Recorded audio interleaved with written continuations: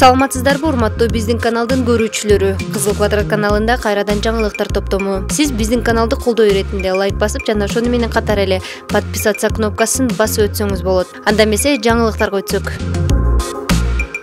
UFC чемпиону Валентина Шевченко Кыргызстанга келет. Бул тууралуу бүткүл дүйнөлүк кулатуу федерациясынын вице-президенти Эмил Токтогонов билдирди. Анын айтымында спортчу 21 ноябрда саат 6:00 Кыргызстанга келип конот. Аны биз чакырдык. Президент Садыр Жапаров менен жолугушуусу күтүлүүдө. Ал Бишкекке машыктыруучусу менен келет, деди Токтогонов. Жана ошондой эле Шевченко видео кайрылуу жасаган. Кымбаттуу достор, жакында Бишкекте болом. Силер менен жолугушууну чыдамсыздык менен күтөм. Көрүшкөнчө, деген Шевченко.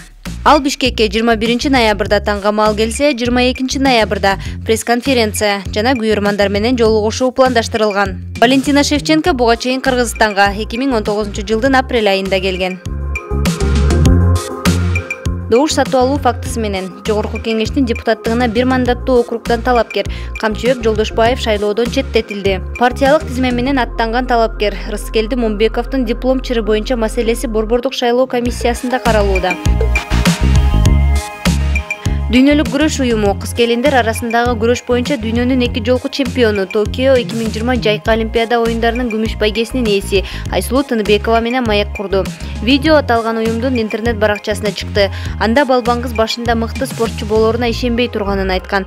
Чынын айтсам, башында күрөштө жүргөндө жыл сайын убактымды, жашоомду, жаштыгымды жоготуп жаткандай сезиле берчү.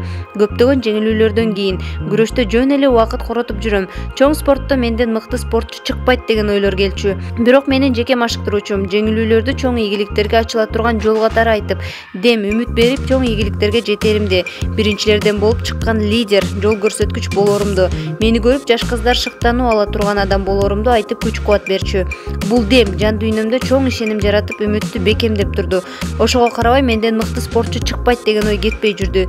2017 жылы дүйнө чемпиондугунда колума алган жаракатыма карабай беттешке чыгып, коло байге алгандан кийин кадимкидей чоң ишеним пайда болду.